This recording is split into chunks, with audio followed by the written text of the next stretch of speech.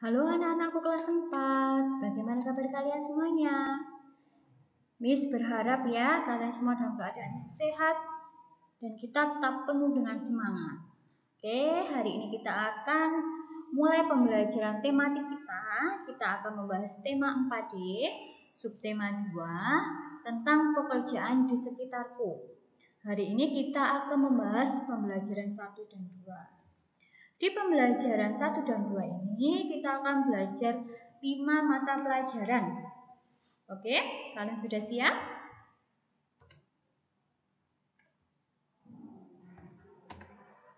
Yang pertama, kita akan belajar bahasa Indonesia, yaitu menilai kejadian yang terdapat dalam cerita. Sebelum kita membahasnya, coba kalian dengarkan. Setiap orang bekerja untuk memenuhi kebutuhan hidupnya. Ada yang bekerja menghasilkan barang, misalnya petani. Petani menghasilkan padi dan jagung dari hasil bercocok tanam mereka. Ada pula pekerjaan yang menghasilkan jasa yang diperlukan masyarakat. Orang yang bekerja menghasilkan jasa biasanya memiliki keahlian khusus. Misalnya dokter. Dokter memiliki keahlian dalam bidang kesehatan. Saat kita memiliki pekerjaan, jadi jika kalian nanti dewasa, pasti kalian ingin agar pekerjaan kalian itu membawa manfaat bagi diri kalian dan orang lain. Seperti halnya cerita berikut ini. Coba kita akan baca bersama-sama ya. Cerita ini ada di buku tema 4D kalian di halaman 38. Kisah pemuda jujur dan pedagang yang curang. Dahulu kala, hiduplah seorang pemuda yang tinggal bersama kakeknya. Kedua orang tua dari pemuda tersebut sudah meninggal sejak ia kecil. Sang kakek mengasuh sejak pemuda tersebut masih kecil hingga ia dewasa. Pemuda tersebut sangat rajin dan patuh akan perintah kakeknya. Kakeknya sering mengajarkan tentang kebaikan dan kebajikan dalam hidup. Suatu hari, pemuda itu meninggalkan kakek untuk merantau ke kota. Di kota, pemuda tersebut mencari pekerjaan agar ia dapat memulai kehidupan baru. Ia mulai memasuki pasar-pasar dan menawarkan jasa sebagai tukang panggul. Sampai suatu ketika ia bertemu dengan saudagar kaya yang hendak membongkar muatan dari kapalnya. "Wahai anak muda, apakah engkau bisa menghitung?"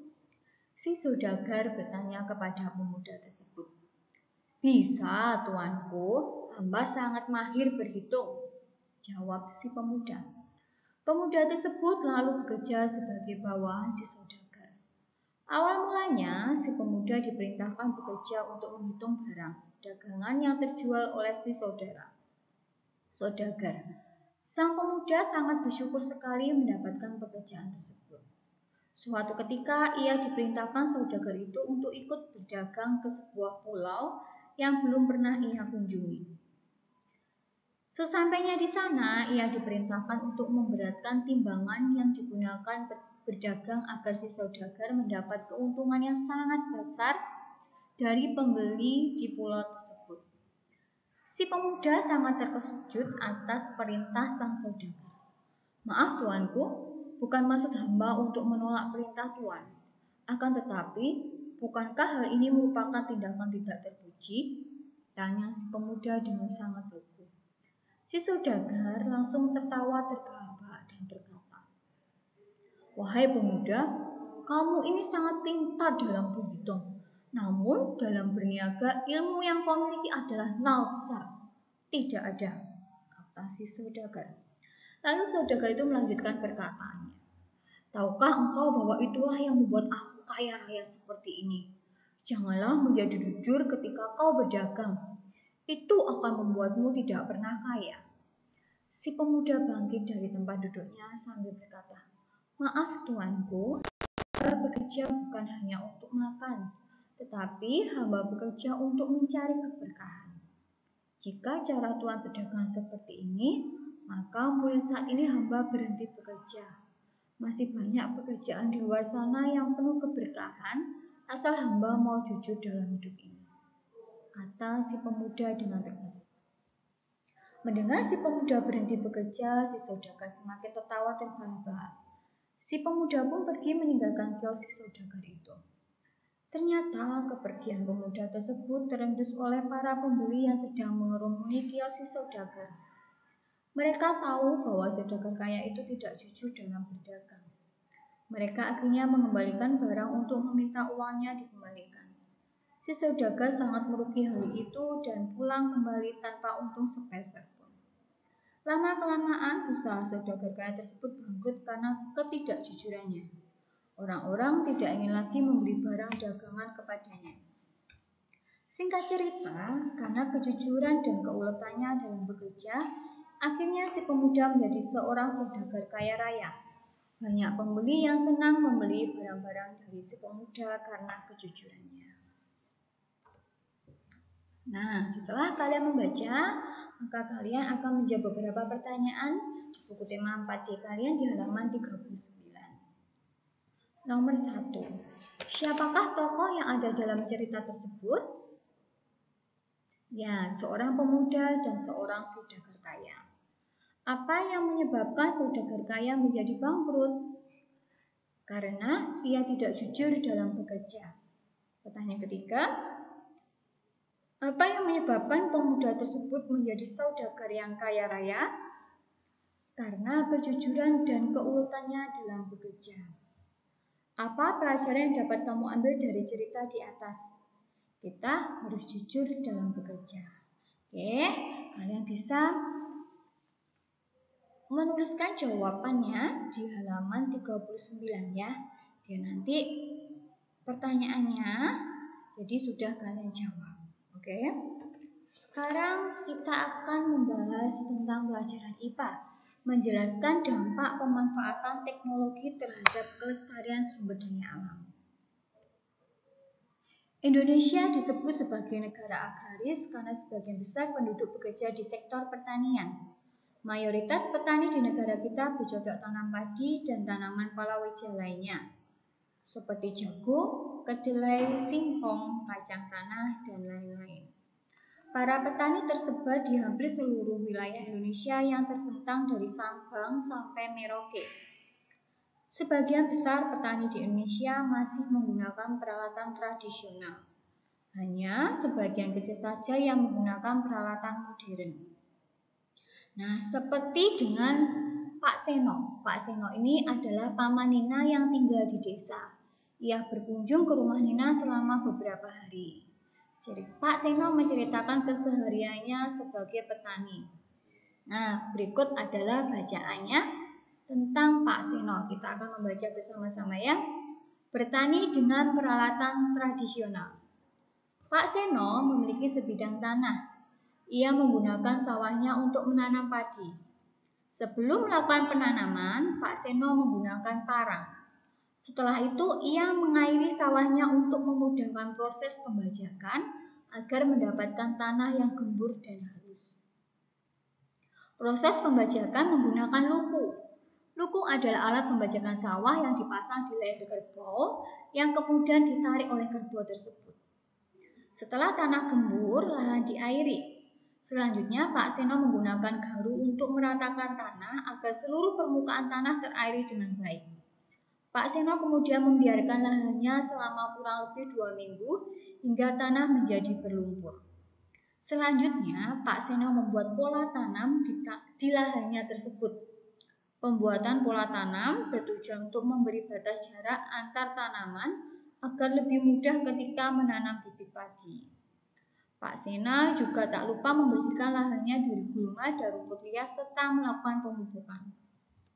Saat masa panen tiba, Pak Seno menggunakan ani-ani untuk memanen padi. Ketam adalah pisau kecil yang digunakan untuk memotong tangkai bulir padi satu persatu. Proses memanen padi dengan ketam memerlukan waktu yang lebih lama. Akan tetapi keuntungannya adalah tidak semua batang ikut terpotong. Setelah padi dipotong, Pak Seno merontokkan padi dengan alat gebyok, yaitu alat pertanian yang terbuat dari bambu dan kayu. Semua langkah bercocok tanam padi yang dilakukan Pak Seno menggunakan alat tradisional. Walaupun sebenarnya saat ini sudah banyak alat pertanian modern. Contohnya mesin bajak sawah yang menggunakan bahan bakar minyak, mesin pemotong padi, dan juga mesin perontok padi. Pak Sena lebih memilih peralatan tradisional karena tidak menggunakan bahan bakar dan juga tidak menghasilkan polusi udara. Nah, dari cerita tadi, dari bacaan tadi, ada beberapa contoh alat pertanian tradisional yang digunakan oleh Pak Sena. Ya, kita bisa lihat di sini. Di sini diberikan gambaran agar kalian bisa tahu alat tradisional apa aja. Yang pertama, luku. Jadi luku ini adalah alat pertanian tradisional. Luku adalah alat untuk membajak sawah. Kemudian sabit. Sabit ini digunakan untuk membersihkan lahan dari rerumputan. Ada ani-ani. Ani-ani ini untuk memanen padi. Nah, di atasnya ani-ani ini ada ketam. Ketam itu digunakan untuk memotong tangkai bulir padi satu persatu. Kemudian ada pacok atau cangkul. Digunakan untuk menggemburkan tanah. Kemudian ada gebyok. Gebyok ini untuk merontokkan padi. Dan ada garu. Garu ini untuk meratakan tanah. Nah, selain ada peralatan tradisional dalam bidang pertanian ini juga ada peralatan pertanian modern. Apa saja? Yang pertama yaitu kultivator. Kultivator ini digunakan untuk membajak sawah. Kemudian ada mesin penanam padi. Ya, kemudian ada mesin pemanen. Jadi kalau manen ini, alat mesin ini digunakan khusus untuk beberapa tanaman, misalnya tebu, kentang, dan kacang tanah. Kemudian ada alat rotavator. Ini digunakan untuk mengolah lahan tanah. Selain itu juga digunakan untuk membersihkan tumbuh-tumbuhan liar yang ada di tanah itu. Jadi tanahnya nanti siap untuk ditanam. Kemudian ada traktor. Traktor ini juga untuk mengolah tanah. Nah, sekarang dari alat modern dan alat tradisional tadi ada beberapa kelebihan dan kekurangannya. Kita akan membahas satu persatu ya. Yang pertama tentang kelebihan dan kekurangan menggunakan alat pertanian tradisional. Kelebihannya, yang pertama pelestarian alam akan terjamin dan terus berkembang jika menggunakan alat tradisional. Yang kedua, tidak ada pencemaran. Ketiga, tanaman yang dihasilkan lebih sehat. Yang keempat, biaya yang dikeluarkan lebih sedikit. Dan yang kelima, kesuburan tanah akan terjaga. Kemudian, kerugian atau kelemahan dari alat pertanian tradisional. Yang pertama, membutuhkan tenaga kerja lebih banyak. Yang kedua, waktu yang dibutuhkan lama. Yang ketiga, kehilangan gabah atau hasil panen lebih tinggi dibandingkan menggunakan peralatan modern. Sekarang, kelebihan dan kekurangan menggunakan alat pertanian modern. Kelebihannya, yang pertama, pekerjaan akan cepat selesai. Tidak membutuhkan tenaga kerja yang banyak. Yang ketiga, bibit bermutu baik. Dan yang keempat, hasil pertanian yang didapat lebih besar. Dan yang kelima, hemat biaya ketika panen. Karena tidak membutuhkan banyak orang ya.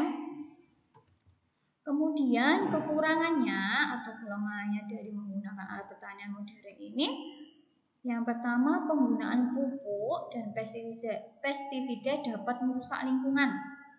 Kemudian biayanya cukup besar untuk biaya perawatan peralatannya. Dan yang ketiga, kesuburan tanah secara perlahan akan berkurang. Dan yang keempat, biaya pembelian alat cukup mahal. Nah, sekarang kita akan membahas pelajaran IPS, yaitu membandingkan jenis pekerjaan yang terlibat dalam suatu kegiatan ekonomi. Pernahkah kalian melihat proses penyaluran padi dari petani hingga menjadi beras yang siap diolah menjadi nasi? Ya, kita akan membahasnya ya. Hasil panen padi diproses hingga menjadi beras. Biasanya lokasi pengolahan padi menjadi beras tidak jauh dari lokasi pertanian. Beras kemudian dikirim ke agen beras. Agen beras kemudian menyalurkan beras ke pasar tradisional atau pertokoan. Para penjual beras harus menyimpan beras tersebut dengan baik di tempat yang kering dan bersih agar kualitasnya selalu terjaga. Kemudian konsumen membeli beras tersebut dan memasaknya hingga menjadi nasi. Nah, berikut ini adalah skema penyaluran beras dari produsen hingga ke konsumen. Jadi, dari produsennya siapa? Berarti petani. Konsumennya siapa? Bisa mama kalian. Jadi, konsumen itu orang yang misalnya pembelinya ya. Orang yang menggunakan padi ini. Ya, kalian juga bisa ya. Coba kalian lihat gambar ini. Padi ditanam dan diolah petani hingga menjadi beras. Jadi itu termasuk pada produsen, kegiatan ekonominya pada produsen. Kemudian beras yang sudah dikemas dalam karung didistribusikan ke agen beras. Ya, disalurkannya ke agen beras. Kemudian agen beras ini menjual beras ke pedagang beras. Dan pedagang beras menjual beras ke konsumen, ke pembeli. Kegiatan ini termasuk dalam kegiatan ekonomi distributor. Ya. Kemudian setelah itu konsumen mengolah beras menjadi nasi yang siap dikonsumsi. Ya, ini adalah konsumennya. Nah, ini ada beberapa jenis kegiatan ekonomi yang terjadi pada gambar tersebut. Pada skema tadi. Ya, kegiatan ekonominya apa? Produksi, distribusi, dan konsumsi. Jenis-jenis pekerjaan yang terlibat pada kegiatan tersebut. Pekerjaannya apa aja?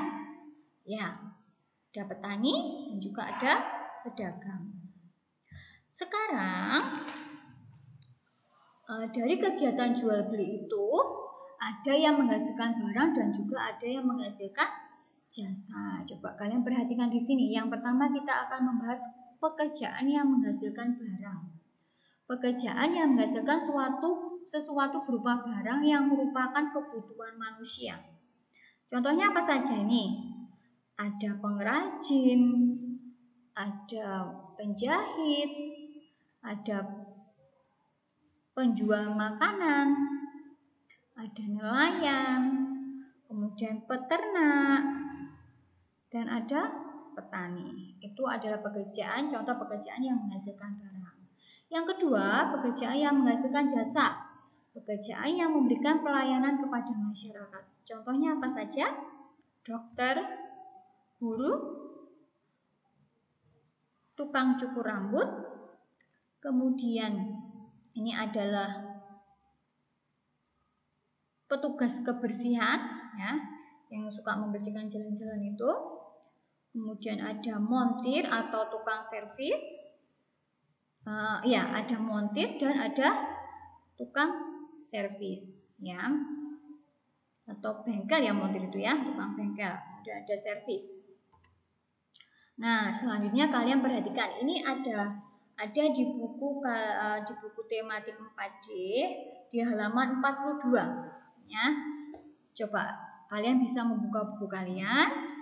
Di sini kalian disuruh untuk tuliskan pada kotak yang tersedia kata-kata barang jika pekerjaan tersebut menghasilkan barang, dan tuliskan jasa jika jenis pekerjaan tersebut menghasilkan jasa.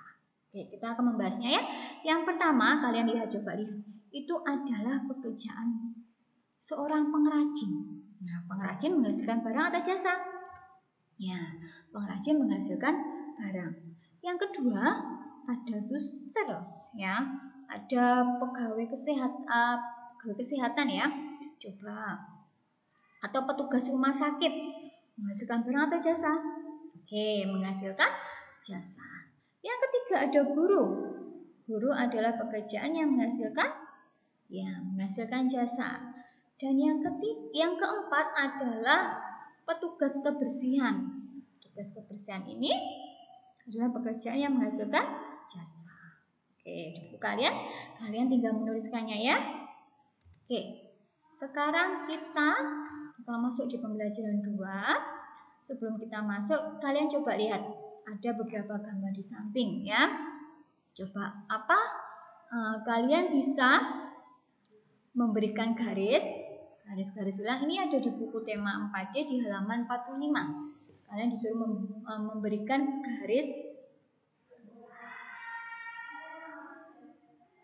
atau garis yang menghubungkan jenis pekerjaan dengan barang atau jasa yang dihasilkan. Coba kalian lihat gambar yang pertama. Itu adalah tukang pembersih sepatu ya. Berupa jasa. Jasanya menghasilkan apa? Ya, sepatu yang bersih. Kemudian yang kedua ada pelukis.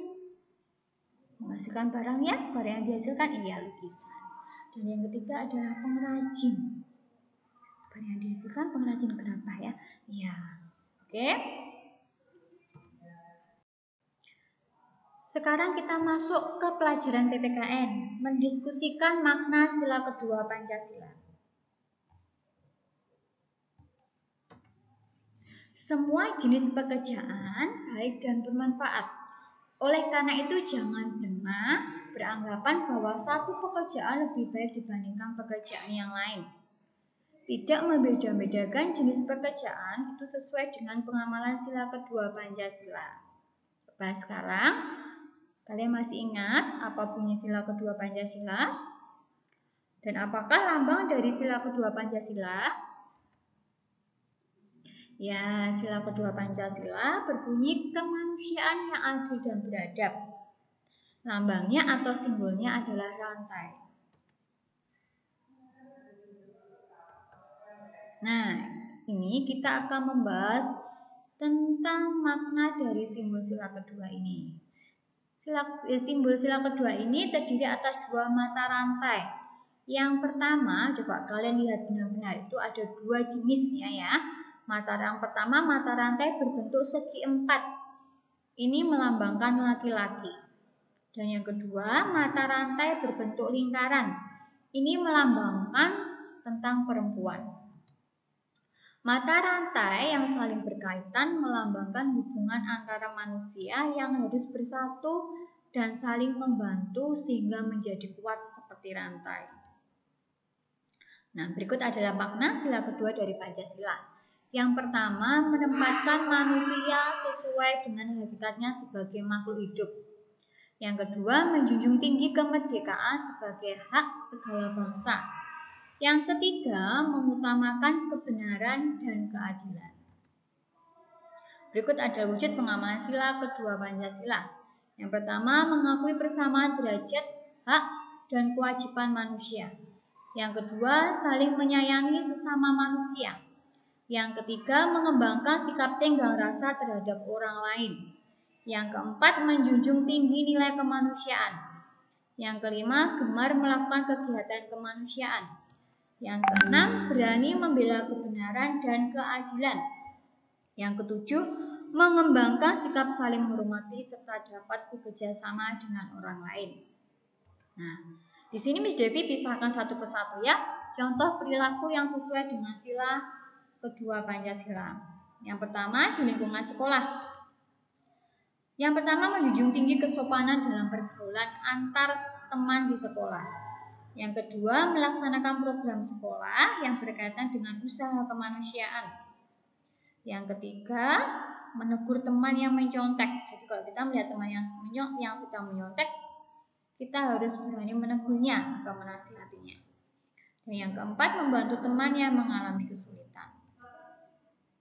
Dan yang kelima, tidak menyakiti perasaan teman. Yang kedua, di lingkungan keluarga atau di rumah. Yaitu yang pertama, menaati nasihat orang tua. Yuk, kalian bagaimana kalian di rumah? Taat enggak dengan nasihat orang tua? Kita harus menaati nasihat orang tua. Yang kedua, menjaga nama baik keluarga di masyarakat.